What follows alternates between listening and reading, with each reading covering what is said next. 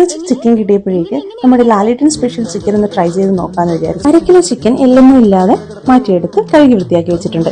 ആദ്യം തന്നെ ഇതിന്റെ ഹൈലൈറ്റ് ആയിട്ടുള്ള നമ്മുടെ ചുട്ടെടുത്ത തേങ്ങ ഒന്ന് ചതച്ചെടുത്തിട്ടുണ്ട്. പിന്നെ ഇഞ്ചി, വെളുത്തുള്ളി, പച്ചമുളക്, ചെറിയുള്ളി, കറിവേപ്പില ഇതെല്ലാം നല്ലപോലെ ഒന്ന് ചതച്ചെടുത്ത് മാറ്റിവെക്കാം. ഇനി കുറച്ച് വെളിച്ചെണ്ണ ഒഴിച്ച് കടുക് പൊട്ടിച്ച് നമ്മൾ ചതച്ച് വെച്ചിരിക്കുന്ന എല്ലാം ഇതിനകത്തോട്ട് നല്ലപോലെ വഴറ്റിയെടുക്കാം. ആവശ്യത്തിനുള്ള ഉപ്പും കൂടെ ചേർത്ത് കൊടുക്കാം കേട്ടോ.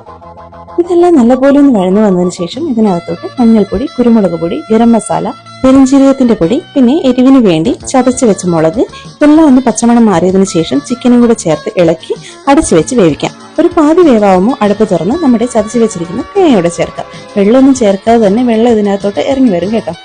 ഇടയ്ക്കിടയ്ക്കൊന്ന് അടുപ്പ് തുറന്ന് ഇതുപോലെ ഒന്ന് ഇളക്കിയിടണം. ഇപ്പൊ നമ്മുടെ വളരെ ടേസ്റ്റി ആയിട്ടുള്ള ചിക്കൻ ഇവിടെ റെഡിയായി വന്നിട്ടുണ്ട് കേട്ടോ. പൊറോട്ടയുടെ കൂടെയും ചപ്പാത്തിയുടെ കൂടെ ഒക്കെ നല്ലൊരു കോമ്പിനേഷനാണ്. ചുട്ടെടുത്ത് തേങ്ങയുടെ ഒക്കെ ഒരു ഫ്ലേവർ വരുമ്പോൾ സൂപ്പറാണ്. വീഡിയോ ഇഷ്ടപ്പെട്ടെങ്കിൽ ചാനൽ സബ്സ്ക്രൈബ് ചെയ്യാൻ മറക്കില്ലേ. ടാറ്റാ.